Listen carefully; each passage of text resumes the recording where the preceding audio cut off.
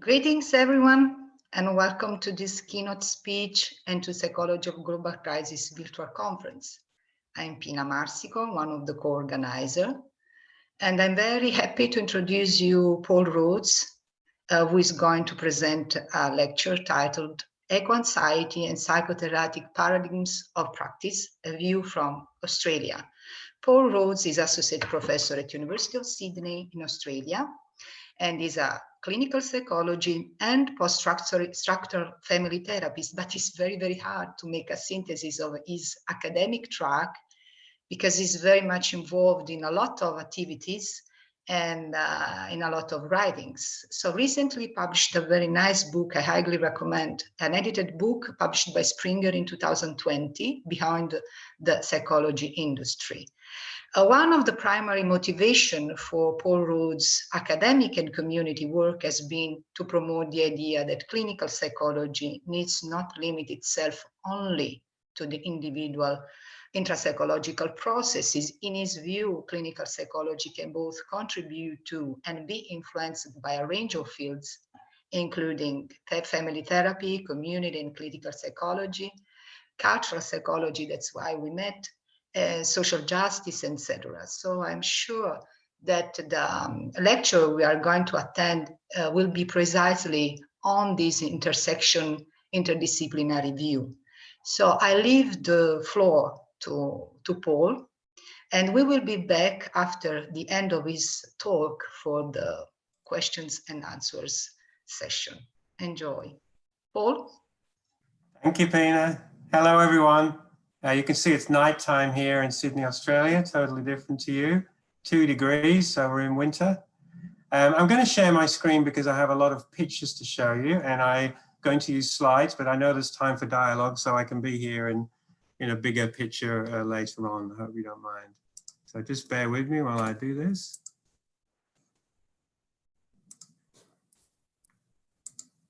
And hang on. There we go. So you can see the beginning of my talk here is a picture of the bushfires about 10 kilometers from where I live. They took a swathe through thousands of kilometers of bush. My talk is Eco-anxiety and the Psycho-Terratic Paradigms of Practice, a View from Australia. Fittingly, I need to start this talk by an acknowledgement of country. I want to show my respects to the traditional custodians of the land I'm now speaking to you from, the Blue Mountains, which belongs to the Gundungurra people and the Darug people. And I want to pay my respects to elders past, present and emerging. This is my home because I'm going to be talking about place in Wentworth Falls. This is me in the garden being biophilic. And this is a picture of a kangaroo. Paul, sorry, I think your slides are not moving for us. Can we double check? Maybe it's paused. Is that moving? We had that before. No, maybe you have to stop and start the screen sharing again. Sorry about it. We had that before. I don't know why this comes from. Okay, that's fine. Stop the screen sharing. Start the screen sharing. Oh yeah, I understand. Okay, does this work now? Can you see them moving? Yes, perfect. Thank you. Okay. So that's the title page, and you heard me pay my respects. I was saying this is my home, and it's important that I start with placing myself in context. This is a painting drawn by our friend Angie Gotto, who's an Indigenous artist, and we bought this during the bushfires as a way of donating money to wires who rescue animals from the bushfires. So I assume you can all see it now and it's working okay. Can you confirm that? Confirmed. Yes, good. So this is a summary of what I want to talk about. I want to talk about the Australian bushfires and how they were linked to climate change. As you know, the bushfires occurred just at the beginning of this year and early 2019. Australians were faced with high levels of distress, including facing the full reality of climate change. I'm going to talk about how clinical psychology was not and is not equipped to respond to this distress, and how we need other types of paradigms in order to do so, particularly psycho-terratic paradigms. I'm going to talk then about some options for practice in this realm, including Aboriginal psychology, eco-existentialism, place-based attachment, and practices that might emerge from the post-human paradigm. And then at the end, I'm going to talk about some of my own research and research I'm doing with my colleagues in this area of eco-psychology. So this is also my home. This is the view. These are many views from my bedroom window. We have beautiful parrots here in the Blue Mountains. And this is my partner, Sophia, who this bird flew into our window and we were able to hold it for a while. It was stunned and then it flew away again. So you can see I'm again placing myself in the land. So by the first week of January 2020, 5 million hectares of bushland had burnt in Australia, with 2 months of the fire season remaining, making this amongst the biggest fires we'd ever seen. Professor Chris Dickman of the University of Sydney estimated that the number of animals killed in bushfires in New South Wales were more than 800 million, with a national impact of more than 1 billion animals killed in the bushfires. Professor Dickman said, "I think there's nothing quite to compare with the devastation that goes on over such a large area so quickly. It's a monstrous event in terms of geography and the number of individual animals affected. We know that Australian biodiversity has been going down over the last several decades, and it is probably fairly well known that Australia has got the world's highest rate of extinction for mammals. It's events like this may well hasten the extinction process for a range of other species." If you can see, this little square here in the middle of this picture is where I live. And these are these were the bushfires on either side of us. This one at the top is the size of Belgium, just to give you an understanding of the size of Australia. And this was and this is a little spine in the middle that goes, that is the Blue Mountains. So it was indeed a very frightening time. We were okay and our house is fine. This is a beach where we go on holiday sometimes about 6 hours out of Sydney. We stay in a nice house and hire it and stay with friends. And this is what happened when the bushfires came. People were stranded and had to be rescued by Navy ships. This is 4 kilometers from my house. It looks like an atomic explosion, but it was a bushfire. And here it is again, phenomenal power of nature. This is about 6 kilometers from where I'm sitting right now. So why talk about eco-anxiety when we're discussing the bushfires? Because the climate change is what is leading to these enhanced bushfires, bushfire seasons. You can see from the graph on the left from the Bureau of Meteorology that our temperature has been gradually increasing since the 1960s. And there are multiple factors that link bushfires to climate change. A longer fire season. Our fire season is in summer. It's now extending and getting longer. Hotter temperatures. This means that the vegetation or the fuel, is growing, and we also have more lightning. So a warmer climate increases lightning, and so now we have all the features that are there to create bushfires. This was a very interesting time in Australia because it was the first time that we really had a national consensus on climate change. And one of the reasons was because the city of Sydney was filled with smoke. Here, this is the city of Sydney during the bushfires. There is no fires for 100 kilometers, but the smoke came. So smoke in Sydney meant that the impact of climate change went from vicarious to direct. And the bushfires signaled a tipping point for many who had previously had a passive attitude to climate change and perhaps unsettled those with active climate denialism. Climate change at the beginning of this year became impossible to ignore. In this sense, we had a national psychological crisis. This is how our Prime Minister, Scott Morrison, responded to the crisis on the news. Australians will be gathered, whether it is at the SCG, the Sydney Cricket Ground, or around television sets all around the country, and they'll be inspired by the great feats of our cricketers from both sides of the Tasman. I think they will be encouraged by the spirit shown by Australians and the way that people have gone about remembering the terrible things that other Australians are dealing with. In other words, he was emotionally bankrupt. This is Scott Morrison in Parliament in 2019 with his totem piece of coal supporting the coal industry. It's not only Scott Morrison who is ill-equipped to deal with this national psychological crisis, but also clinical psychology. The field of clinical psychology has emerged from the cognitive revolution of the 1960s and maintains an individualistic and cognitive view of distress. Most of you would know of cognitive behavior therapy, and there's schema therapy and dialectic behavior therapy and many, many more within this individualistic cognitive paradigm. Distress is diagnosed and quantified and constructed as a personal problem.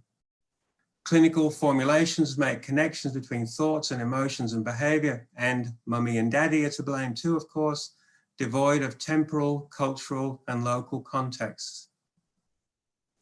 Yes, the American Psychological Association did submit guidelines for climate change coping, advocating for individuals to stay resilient and optimistic and cultivate emotional regulation and stay socially and culturally connected. They said, you must promote individuals to acknowledge climate-related feelings, take personal and collective actions, etc.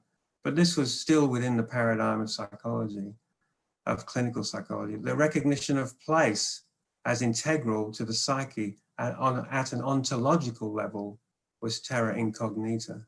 It did not exist. This is what brings me to the need for an alternative paradigm to respond to these kind of psychological crises around climate change. A new lexicon is emerging of distress in the literature, grounding psyche in place. Eco-anxiety, solastalgia, pre-traumatic stress are all psycho-terratic concepts that encapsulate the existential conditions related directly to the crisis of climate change and the disconnection of humans and nature. This is a quote from my friend and big influence, Glenn Albrecht. Solastalgia has its origins in the concepts of solace and desolation. Solace has meanings connected to the alleviation of distress or to the provision of comfort or consolation in the face of distressing events. Desolation has meanings connected to abandonment and loneliness. The suffix algia has connotations of pain and suffering. Hence, solastalgia is a form of homesickness, like that experience would traditionally define nostalgia, except that the victim has not left their home or the home environment. Solastalgia, simply put, is the homesickness you have when you are still at home. Of course, this is not new. The origins of eco-psychology can be traced to Robert Greenway, an American professor of psychology who coined the term psychoecology in 1963. The reputation of Greenway eventually attracted the attention of Theodore Rotzak in 1990, who provides us with a broad definition of eco-psychology with which to frame our discussion. 1, the emerging synthesis of ecology and psychology. 2, the skillful application of ecological insights to the practice of psychotherapy. 3, the discovery of our emotional bond with the planet. And 4, defining sanity as if the whole world mattered. This is my daughter's proud father showing my daughter's artwork. She's an art student. And this is her piece, very beautiful piece called Nature's Tarot. Tarot, and this is her words, tarot cards have been used for centuries to tell people's fortune and predict the future, but it is in the present age and our future collectively, they are not just psychic, but instead psycho-terratic. In other words, our psychic life is linked inherently to the future of Terra, the Earth. In this piece, I have drawn a series of ecologically themed cards depicting the Victorian-esque images of biological animal drawings, plant cells, and botanicals to exemplify this. Cards which, when assembled, inevitably continue to fall. There can be little solace in a fortune told of ecology, given the current dire environmental implications we are facing. My piece aims to capture our status in pre-traumatic times, art for the coming apocalypse, built on nostalgia. She's 21 years old.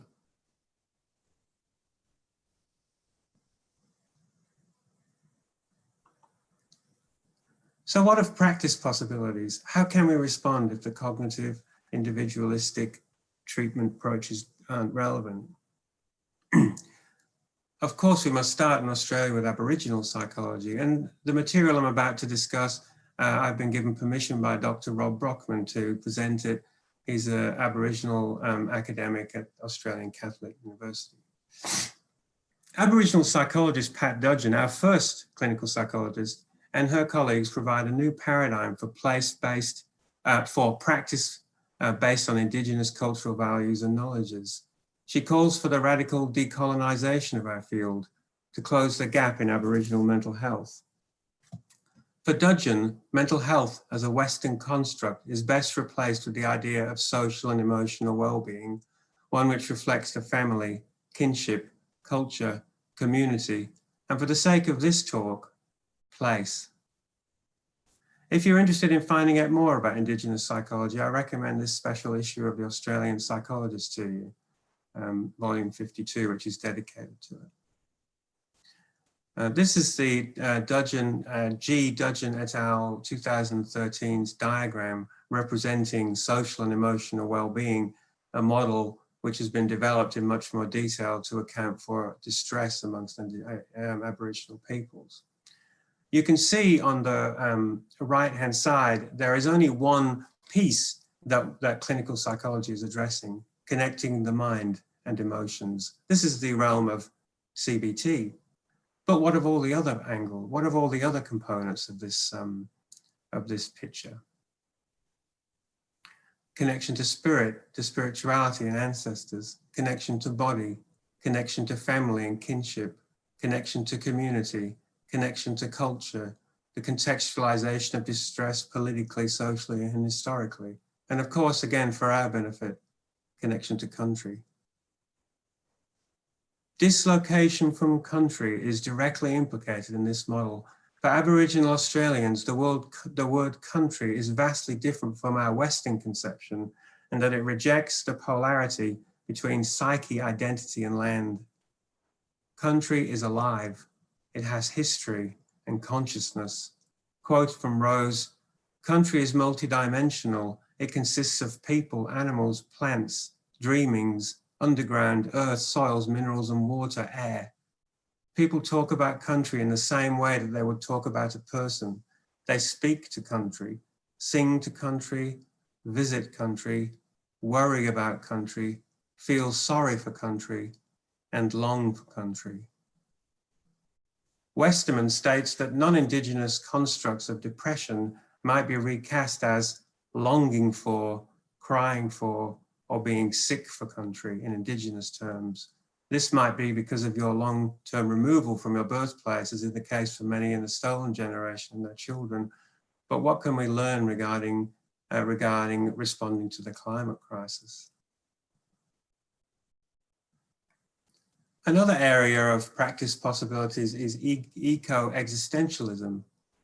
Passmore and Howell, Pina and Albrecht and others describe eco-existentialism as a new form of inquiry which responds to the dread we experience in the era of climate change as we fear not our own mortality, but the sustainability of all life on the planet. At its worst, we experience pre-traumatic terror in relation to the potential for eco-apocalypse. This despair is psycho-terratic, and that it no longer refers to an intrapsychic state, but rather one that relates to our relationship to the earth. In the existentialist tradition, Albrecht describes both inauthentic and authentic forms of existence, one Anthropocene and the other Symbiocene.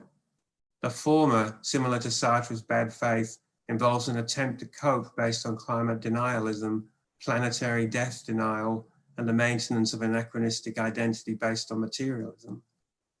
This form of defense involves the blind following of public denialists, numbing through digital forms of entertainment and even reactionary increases in consumerism.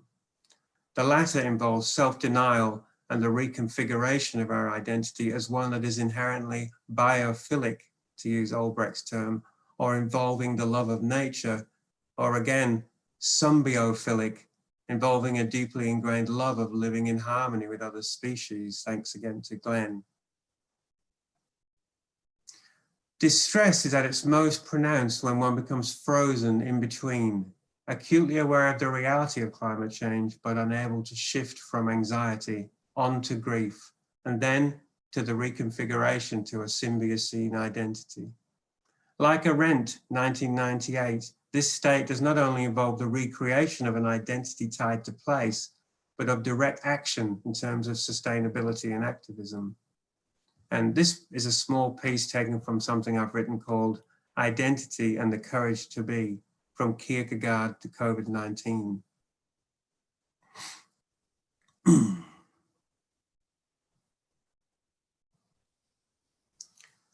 Attachment theory is also an interesting area, an interesting potential area for practice possibilities. Bowlby's theory of attachment from 1973 has been the central concept in psychology, including in the formulation of distress for a wide variety of conditions, including the anxieties, conduct problems, depression, and more. The dynamics of our relationships to beloved places may be operating in a similar fashion as infant with mother, but in this case, Mother Earth. Historically, the concept of place attachment has been the domain of human geographers, sociologists, urban planners, and architects, but not clinical psychologists.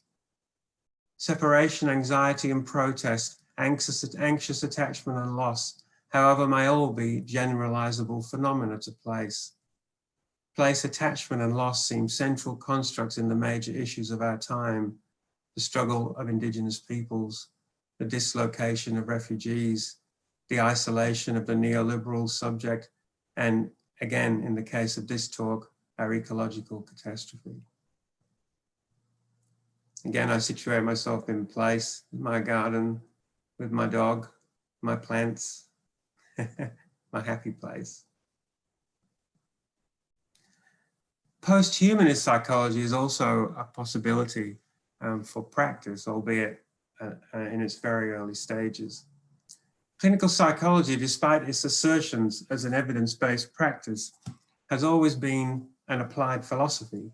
CBT, for example, is basically applied Greek Stoicism, Marcus Aurelius, amplified by the information processing models of the 1980s, leading to a machine metaphor of distress formulation. This is an anachronistic influence given the challenges of climate change we are facing now. Post-humanism provides an alternative philosophical resource, given it emphasizes the decentering of the human in relation to other species. As Fox and Albert 2002 put it, new materialist commitments to relationality over essentialism and its concern with the capacities of both human and non-human matter to establish a post-human understanding of an environment and environmental sustainability. Such a post-human perspective deprivileges human interest in relation to those of other animate and inanimate matter, while not denying continuing human involvement in the Earth's ecosystem. In this view, the environment is an assemblage or arrangement in which humans are an intrinsic element rather than separate from or in opposition to it. Although some attempts have been made to translate the Deleuzian framework into psychology, particularly this book by Nick Tallien and Morse on the Pina picture, the discipline has yet to encounter the full force of these ideas. One thing is clear: such an encounter will have seismic consequences. The extension of cybernetic family therapy serves as one option, given the similarities between Bateson's systemic theory and Deleuze and Guattari's notion of assemblage. Is it possible to develop a systemic psychotherapy based on the assemblage, which includes our estrangement with the more than human world? Can we develop therapeutic practices that support the questioning of human exceptionalism through an engagement with body, affect, nature relations to foster greater eco-connection? I've only been experimenting with this, I must admit, as a researcher. And that takes me on to a description of some of the research projects in this vein that myself and my colleagues are pursuing, and some of the writing we're doing. Deegan, Rhodes, and Simpson, we recently published this paper in Human Arenas, Humboldt, Romantic Science and Ecocide, A Walk in the Woods. And we first read this beautiful picture book on the adventures of Alexander von Humboldt. I highly recommend it. Romantic Science. Alexander von Humboldt was a geographer, a naturalist, and explorer who sought a botanical geography, a focus on the whole, centered in precise observation, but including the romantic sensibility of his time. Humboldt's quest for unity led him to break down the divide between science and sensibility, observation and aestheticism, naturalism and affectation. And in this study, we aim to explore the values of romantic science, developing a collective autoethnographic method as a tribute to von Humboldt. We conducted this in the midst of the Australian bushfires with the aim of capturing autoethnographic place-based stress. So we did it earlier this year. Given this topic, however, our romantic science would also be Gothic, preoccupied with decay, horror, and the melancholic. Lord Macaulay once described the hero of Byron's Childe Harold's Pilgrimage as moody, cynical, with defiance on his brow and misery in his heart, a scorner of his kind, implacable in revenge. We allowed ourselves this kind of Byronic inquiry, to walk tragically through the landscape. Our method for this study was psychogeography. Psychogeography is both a literary movement, a political strategy, and a set of avant-garde practices with origins in Paris in the 1950s under the name of Situationist International. One might call it walking as art, being a flaneur, a person who, quote, who makes it a self-conscious practice to perfect the stroller's art of observing the urban spectacle, observing details from life without disturbing them. The aim is to derive or drift, allowing one's attention to follow what it will, letting go of the distinction between objective and subjective worlds, a Dadaist deambulation.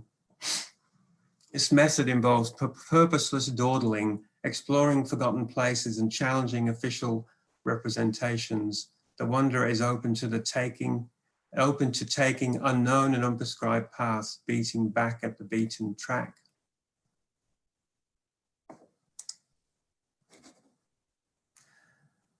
There are contemporary examples of flaneurs, the loiterers' resistance movement, the workshop for nonlinear architecture, the Nottingham Psychogeographical Unit. Our use of psychogeography, however, was not conducted in urban landscapes, but rather in the natural environment, albeit actually under threat. This was our method. Number one, read widely about romantic science and experiences in Humboldt. Number two, map a walk in the woods that will allow you to dawdle, stroll, wander, lounge, and loaf. There can be ex-woods, degraded woods, bush or woods, but certainly not burning ones.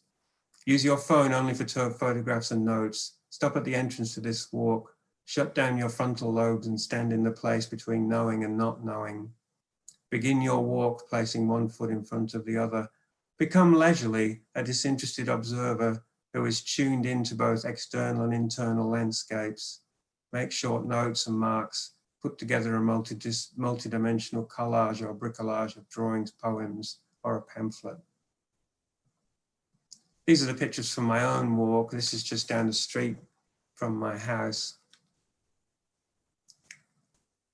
This is one thing that I drew while I was on my walk. I can't go into the findings for this study, they're very detailed, but I just got a snippet from the discussion. As predicated then, we engaged in Gothic science, not romantic. The beauty of nature and wilderness was experienced solastalgia, yielding memories of what once was and what is to be lost. We memorialized. Emotions were rarely Humboldtian, but rather oscillating between nostalgic, traumatic, and pre-traumatic. Worse than this, however, we are grieving widows of a woman we ourselves murdered. Despite these emotional reactions, hope still did not die, and it was married later more to political praxis and climate responsibility than phenomenology. The next study I want to talk about, I'm just going to check the time. The next study I want to talk about is Kelly, Albrecht and Rhodes, climate activists mapping place-based biographies. This is only in development at the moment. It's due to start in about 3 months, but it's a study in development aiming to map the psychogeographic life narratives of activists to understand how they manage to develop praxis. Our aim is to elicit these biographies using map-adapted memorialization of places that first supported the development of their awareness of climate change. We're going to use a method called participatory mapping to elicit life narratives. All interviews will be asked to create a visual map of how they experienced their relationship to place through their lifetime and how it changed as concerns about climate change grew. We're experimenting at the moment, not sure what method to use. Polar Steps is an app that can do some of this work for you. On the right-hand side, there's a beautiful artistic version, but we can't yet figure out how to do it, but we're going to try. So yes, it's in development. We have a paper at the moment that's written up and submitted called Psychological Impacts of Climate Change, Youth Environmental Activist Narratives. And if you look at the picture of these young people, I love this one. It says, "Shove that coal up your bum, ScoMo." It's in classic Australian style. I'll just read the abstract for you. Climate change poses the greatest challenge to human health in the 21st century. Whilst the implications of climate change on physical health and well-being is widely acknowledged, our current understanding of the psychological implications of climate change is comparatively limited. Furthermore, while there is some empirical evidence to support the psychological sequelae of individuals and communities' direct exposure to a variety of extreme weather events and gradual climate changes, research considering the psychological impacts occurring before these direct experiences, i.e. in anticipation of these events, is scarce. Nonetheless, researchers predict that the individual's emergent climate change awareness will have potentially profound psychological implications, particularly for the younger generation. Reports of youth climate change concerns and eco-anxiety increasingly appear in the public and academic discourse and are given visual reality in the most recent global school strike for climate change. Despite this, little is known about the psychological sequelae of youth climate change awareness and how to cope with this, a gap in the literature there is in critical need of addressing. A narrative study conducted with 12 youth environmental activists revealed a gradual process of climate change awareness and engagement. This invoked feelings of anxiety and fear for the future, anger and frustration and despair. Activism, community, respite and sanctuary and acceptance alleviated participants' climate-related distress and enabled them to sustain their ongoing engagement with climate change issues over time. Findings of the current study highlight the need for mental health practitioners to work at various levels to address the psychological impacts of climate change. So that'll be out before long. This is another study that does relate to climate change, not a study, but some writing that I did in a chapter with Pina, actually, that was a tribute to her mentor, Pina Cavallo, which I've said completely wrong. And I'm going to read the abstract again because it's relevant. Pina Cavallo calls for a different kind of response to disaster beyond the physical rebuilding or individual psychotherapy to an engagement with psycho-terratic distress, the existential pain caused by the loss of home. She calls for emergent, participatory, community-based responses. The 1980s Italian earthquake served as a fitting metaphor for contemporary global crises, including the well-being of First Nation peoples, refugees, city dwellers, and the terror side of climate change. Each of these challenges are solastalgic, each requiring a new paradigm of practice. In this paper, I've asked a number of experts to discuss such paradigms: Indigenous psychology, ecological approaches to refugees, open dialogue, eco-psychology, and post-humanist psychology. So you'll be able to read that in the near future. I'm very proud to be one of the founding editors of a magazine called The Activist Practitioner, and I'm putting this up here because we recently published an issue dedicated to eco-anxiety and climate change. You can find it at activistpractitioner.com. And I wanted to finish my talk by reading a piece, the first piece that was that was written in consultation with Indigenous people, because I want to give them the last word. So let me read it. And for each edition of the Activist Practitioner, we're lucky to have the Babane Aboriginal Corporation provide cultural consultation on the content we disseminate. In this edition, members of the Babane community reflect on climate change and eco-anxiety. The contributors to this are Cassandra Ebsworth, Auntie Margaret Farrell, and Leah Pearson. Culturally, the main thing to remember is that when we do things, we're doing it for our future generations. It's for the children. We are community and we still gather as a community. We still do everything as a community, and we do it all to keep things going for our kids and make the world okay for others. We have a responsibility culturally to provide that for them. Whatever we bring back from whatever we receive, we've got to be able to share that with our kids. When it comes to my emotional well-being and the earth as an Aboriginal woman, it's much more than a relationship. It's what I am. We don't own the land owns us. We're born from the land. We don't just exist on the land. We are the land. Without it, we hurt. When I don't have that connection with earth because I allow my head to get in the way, I get stuck. Without the elements, I'm nothing. I feel like I don't exist. It's in my soul. It is me. It is not part of who I am. It is who I am. It is as simple as literally physically touching earth, sitting on earth. You can't do that in your cities of concrete. That makes it really hard, but you have to reconnect to become present to earth. To reconnect with self is to reconnect with earth, and to reconnect with earth is to reconnect with self. That's missing from the mainstream. That's why we've got to do it for ourselves in the community, because it's not there. Our elders are the ones that guide us and lead us. When you have a problem, you come talk to them and they put it into perspective. Our elders are the most highly skilled psychologists on this planet. I'll say that again. Our elders are the most highly skilled psychologists on this planet. The way they do things is of such a deep psychological background, planting wisdom within you without telling you what it is. They get you to think for yourself. They get you to understand. They do it in a way that seed. This is how they were raised. This is culture. It is not an obligation, it is a passion. Water is vital for all of us, for everyone to exist. The cotton farmers are being greedy with the water resources. Water brings life, fisheries, all the things our people like doing. The animals need water, so does all growth out there, so it isn't arid and dry. The people who don't want to move away from the country, they still have their water system. It's where you learn to swim, where you learn to do things out there in any country town. The plants, the ground, the trees, they all need water. You need the trees for air, for photosynthesis. You need all of that stuff for growth. The links between colonization, land management, and emotional health, that's traumatic. How all that works out is too traumatic to talk about. And thank you again to Cassandra Ebsworth, Auntie Margaret Farrell, and Leah Pearson for that. And that brings me to the end of my talk.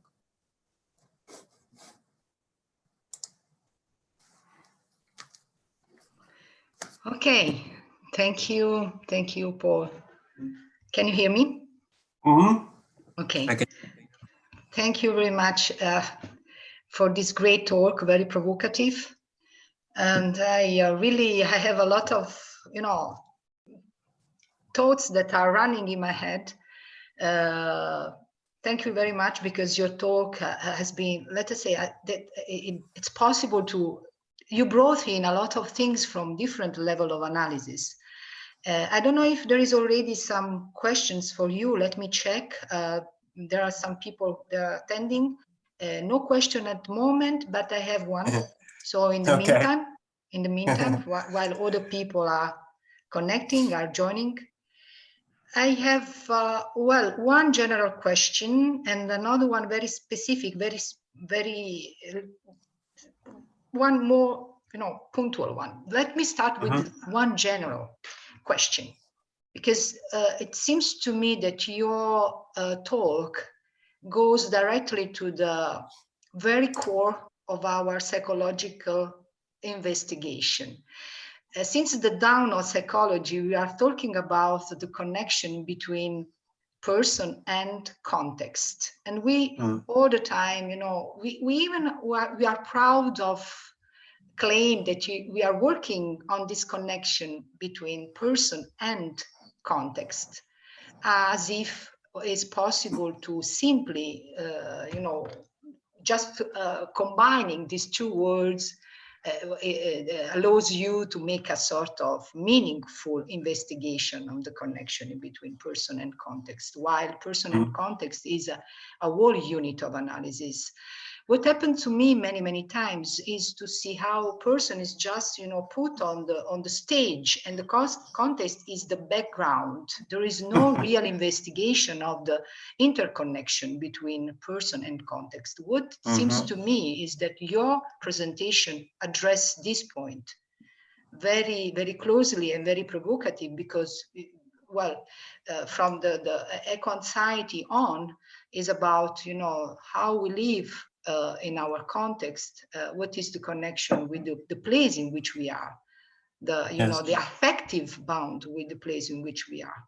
So this makes, you know, our life, you know, we need to investigate as a psychologist these peculiar aspects of our psychological functioning. I would like to, you know, this is so far, to me, at least in my opinion, there is a good, you know, there is a lot of research. They're trying to work on this, but few succeed, and one of the few are yours, I think. So could you please elaborate a little more on this connection in between, you know? I think that's fascinating. I mean, I really like your metaphor of the stage, with the background being, you know, it's a two-dimensional painting at the back, often turned the other way around, you know. I mean, I think clinical psychology really does not consider context hardly at all. If it does, it's all about mum and dad, you know. It's all about mummy and daddy and how bad they were and what they did to you. That needs to be marginalized much more in psychology. You know, we need to abandon that to some degree and consider so many other contexts, so many social, political, place-based, you know, contexts. Not as background factors, but we are those contexts. You know, we live and breathe those things. We're inseparable from those contexts. You know, and yeah, it's incredibly frustrating that even the family, so as a family therapist, even the interpersonal context is marginalized within clinical psychology, never mind the social, cultural, historical context. So we're fighting a battle that's, you know, it's enormous, because individualism is completely and utterly dominant in clinical psychology at the expense of everything else. And it remains so. And that's why I like cultural psychology, and why I find I come alive here, because it's different, you know, but my field is very limited in this regard. Oh yeah, cultural psychology is like, you know, a new lens for understanding human conducts, and a very complex one, by the way. We all are trying to understand how cultural psychology, what kind of contribution cultural psychology could give to the new condition, nowadays contemporary COVID-19 situation. I have another question. I take profit of my role once more. Okay. Before, you know, giving the room space for other people. There are some people that I encourage people to write the questions into the questions and answer section. There are people into the Zoom chat. My question is a different one. Is more, you know, is about the individual level of analysis, because because what I realized while you were talking is that Australia suffered of two big, you know, stressful situation in row. One was the bushfires at the beginning of the year, and then the COVID-19 immediately after. Yes. And yeah, so one after another, and for different reasons, both of them have in common one point, which is again the connection with the environment. How can if I can go out, if I cannot go out, etc., etc. But there is a specific phenomenon that while you're talking, I was thinking. When you're refer to the smoke in Sydney, and you show that impressive view of Sydney with smoke.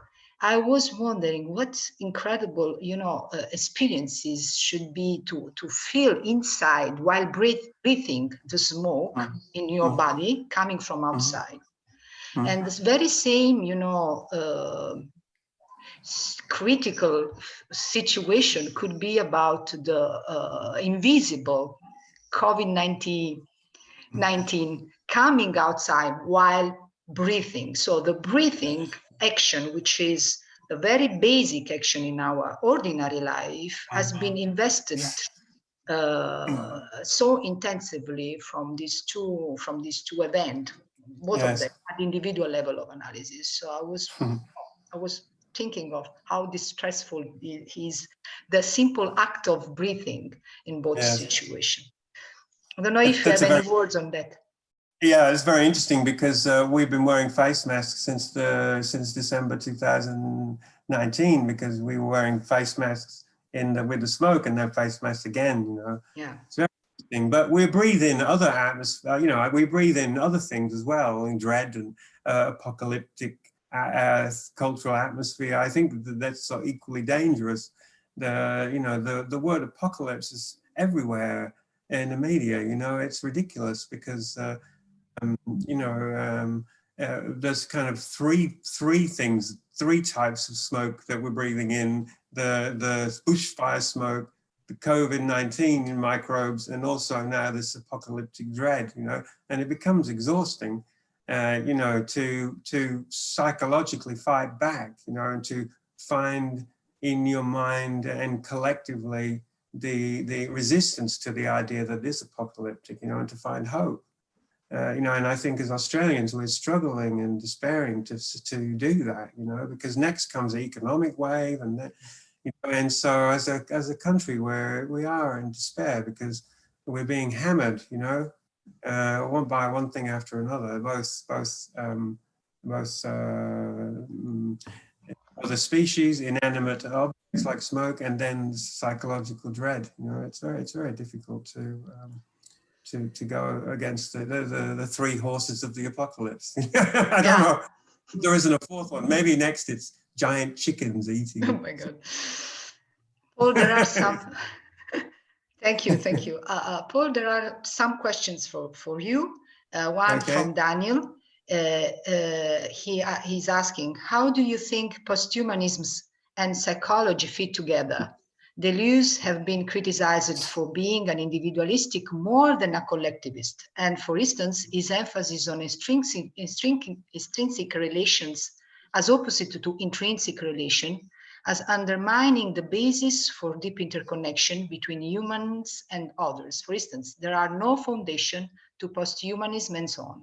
I just want to hear your thoughts about these criticisms and of posthumanism and your view of posthumanism as a possible way for greater communisms and greater connection between humans and non-humans. Yeah, wow, that's a hell of a question, Daniel. Jeez. Yeah. I'm not an expert on posthumanism. I've just been curious for the last maybe year or two, which means I don't understand it at all yet. It's really challenging. But what I've been really, and I don't know if I'm going to answer this properly, but what I've been, at the moment I'm writing a piece with some friends, which draws on Brinkman and other people, who are saying that we need to activate humanism within posthumanism. It's not about being anti-humanism or abhuman. We don't want to be the walking dead. What we want to do is take responsibility ethically for a decentered, anthropocentric life. We want to say, how do we take responsibility for other species and for each other in a way that's not part of the Anthropocene? So, and this is why I really like Albrecht's view of the Symbiocene, in other words, where we learn to become symbiotic with nature, and with each other. So I'm not really interested in kind of arcane and extreme posthumanism if it doesn't make room for humanism, and certainly if it doesn't make room for community. I'm not interested in any ideas that don't help, I'm a clinician, I think they're fascinating intellectual games, but I'm really more interested in, you know, how can we help humanity? And I think post-humanism is critical to that, but only if we can remain human within it and remain a community within it. I hope that answers it. I tried my best. Yeah, great. So there is a lot of questions for you. I'm just going on with the next one. There are just, it sounds fair to go, you know, the first come, the first served. So Ernest Schraube, who is one of the organizers. Ernst, how are you? Is here. So he's asking, great talk showing why an embodied psychological theory and practice is required. Two questions. One, why the focus on place and not more general on world, as one of the Aboriginal person articulated? And two, concerns the role of psychotherapy in climate crisis. Good to engage how we experience the climate crisis. However, you also mentioned the role of agency and political praxis. How can psychotherapy contribute to that? Right. Geez, these questions. Okay, so I'll try the first one. I mean, it's possible, of course, that my view of place is more two-dimensional than the Aboriginal one. I mean, I have a number of Aboriginal research students, and they don't realize it, but they're teaching me, you know. So that's possible. I mean, I've been interested in place in other ways, like understanding the non-place of the clinic. You know, it's like a supermarket, you know, understanding places in a wider sense. I'm still doing a study at the moment on the embodied screen. In other words, Zoom as a place, you know, what's Zoom as a place for therapy, you know, which is really truly two-dimensional. But I take it on board that the Indigenous view of country is very different from my more two-dimensional intellectual conceptualizations of place. So I take that one on the chin, and I think that's valid.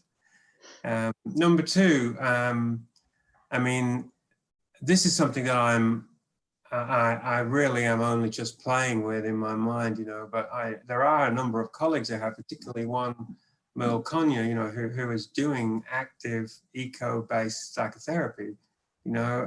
I mean, it's way out there for me, conservative clinical psychologist in the Faculty of Science in Sydney, you know, but I respect it and I'm very interested in it. You know, how facing anxiety and grief, you know, and once you know about the climate change, it's either going to destroy you or you're going to do something about it. And I guess the role of a psychologist is to help mediate that fulcrum, to help people do something about it. And that has to be through hope.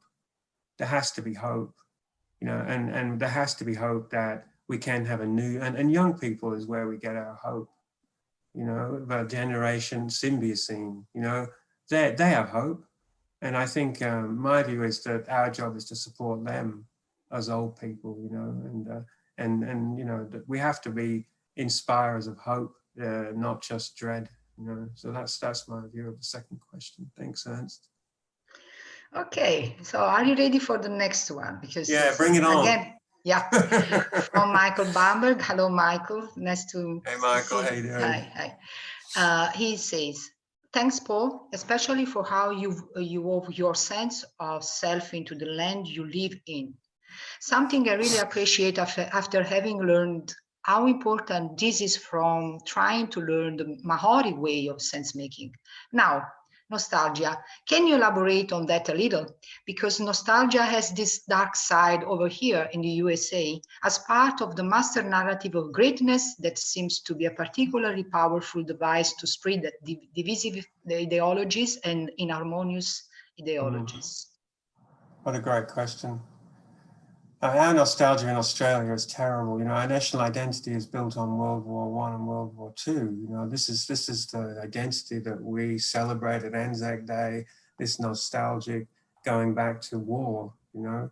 So I agree, nostalgia in itself. I mean, and I'm going to try and present Glenn, who inspired me with the word solastalgia. But nostalgia is the pain that comes from, in terms of solastalgia, nostalgia means the pain of remembering the earth that we once had, you know, remembering the species that we once had, remembering the security that we once had before we were aware of climate change. That's not a toxic nostalgia, you know. That, I mean, it's sad, but it's part of the grief process, just like remembering your mother or your father who have died. You know, that's not a sick nostalgia, you know, it's necessary. It's necessary for healing and to move forward, you know, so I guess that's how I differentiate it. I hope I answered your question okay. Okay, thank you, thank you. So the next, I'm just, you know, going on with the list. There are 4 more questions. One is from, 3 more. One is from Kailash. I hope I pronounced correctly. Conrad Lawrence, Austrian ethologist, lists one sin in 8 deadly sins of mankind, namely breakdown with tradition. Do you consider that we have to pay the price if we deviate from tradition? What a good question. Oh, God. Oh my God, I can take that in so many ways. I assume that what you're saying is if we break from the tradition of clinical psychology's obsession with the individual, who's going to pay the price? I think I need to qualify here that I'm not saying, you know, we need a new paradigm for everything. I think that, I mean, I'm a clinician, I'm a psychotherapist, and I use cognitive behavior therapy when it's needed. So I'm not saying we smash the things. I'm saying we need to augment and challenge and have alternatives, you know, and have more variety and have other discourses available as resources to people. So yeah, I'm not really a destroyer of, what I dislike is the domination of individualism. Individualism is still okay, but it mustn't dominate. So hopefully I can have my cake and eat it too, right? I won't have to pay any price, but we really need to move on and think of other paradigms, you know, not just be following, you know, a tradition that's already 50 years old. So yeah, I think, you know, I guess I'm trying to incite a paradigm shift. I hope there's no price for me personally. Maybe I'll get stabbed sometime in the toilet somewhere or something. It's Australian humor for you. Thank you. Well, there is a question from Nicholas, who is another co-organizer of this virtual congress. And Nicholas. Yeah, and by the way, it's quite a long question. I'm going to read a very aspirational perspective that you are offering, Paul. Thank you very much. I can see its relevance for discussing a romantic ideal of the world we may want to move towards as a psychologist, or more generally, humanity. But how do we move towards that ideal, given the industrial societal realities we are living our everyday lives in? Artful engagement is important, yes, but what other forms of activism or democratic engagement are needed also for psychologists? May this be more difficult to effectively work towards when defining the ideal negatively, romantically, nostalgically, as what we may come to lose, for instance, as eco-anxiety, rather than what we may come to learn, gain, develop towards? In synthesis, just to summarize, it's quite long questions. I think the core of these questions is about how do we move towards that ideal given these industrial societal realities? I mean, God, what a question to have to answer. I mean, life, the universe and everything, right? I can only talk about in my own life how I'm doing it. I mean, this is why, for example, I'm an academic, so what I can do is academic work, and I'm trying to do activist academic work. And that's why we're trying to position psychology as an activist practice, not just a scientist practice. You know, of course, it can be both. You know, I mean, I think what you're pushing for here too, which I really agree with, is that we need to spend a lot of time on the hope side of the ledger, not just the dread side. You know, we need to be showing that there are other ways of doing things. There are other types of society and other ways of doing things. But how do we solve it given an industrial societal reality? I just can't begin to answer that. I don't know. Yeah, I can't answer it. I mean, I can only do my academic work and try my best. You know, if the industrial society wins and climate change happens, and you know, it doesn't bear thinking about. I think my view is to just resist it and hope anyway. Be a pathological optimist. How about that? That's what I As we are. As we are. That's all I've got. Yes. Okay, there is another question, another challenging question for you from Gordana Jovanovic, another friend of us. Hello. Hi, Gordana.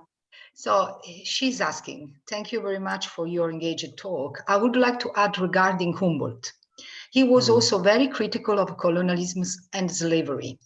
This should remind us that climate change is related to our society. For instance, we need to change our society in order to achieve substantial local and global climate changes. If you allow, I would add to psychogeography, social psychogeography. You just inspired me to think further.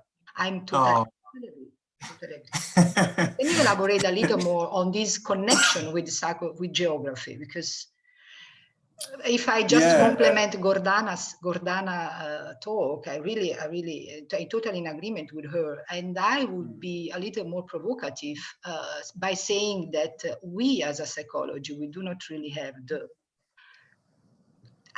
right, conceptual and methodological armamentarium to deal with all that. While geography, human geography, they are more in that. They are more, sensitive to the connection with climate and our connection. So we can learn a lot from them. But anyway. Well, there are two things I've got that I guess are going on in my head as I read the comments. And one is this issue of colonialism, because even with our bushfires, the Aboriginal people used to burn the land all the time, to make it more productive. And then when we anglicized farming, it's partly why we have bushfires, because we don't burn the land regularly as a way of nurturing the land. So it's all tied up with colonialism as well. That's what's in my head as I look at that question. Now, secondly, the interdisciplinarity of bringing together geographers and psychologists, to me, is just so incredibly fascinating. It's so exciting. When you bring two fields together, the beautiful things that can emerge, from it. We have a study at the moment on COVID-19 as well, called neighborhood psychogeographies, where we are walking and doing psychogeographic work to explore the kind of viral landscape that we're walking in. We all walk, right? So we're doing a study on that. But I think it has an endless kind of interesting areas if you bring together those fields. Thanks a lot, Jordana, for your comments anyway. Thank you. Okay, my dear friend, there are no more questions for you at the moment. I'm exhausted. Yeah, I can imagine. But your work is not finished yet, because the possible new questions could come on the Slack platform, where we can continue discussing your stuff. And there's a lot of greetings and messages for you on the Zoom webinar chat as well, saying they enjoyed very much. So I think we can stop here, unless you have final words or final thoughts. I don't know. I would like to thank you very much for your great talk, very inspiring, and we have a lot of things to discuss further, I think. Lovely. No, I have nothing to say. I really appreciate the opportunity to put these ideas together in my own head, and giving a talk gives you a chance to do that. So it was a really exciting and interesting process. Thank you very much, Pina. Thank you, Paul. So keep continuing discussing on Slack.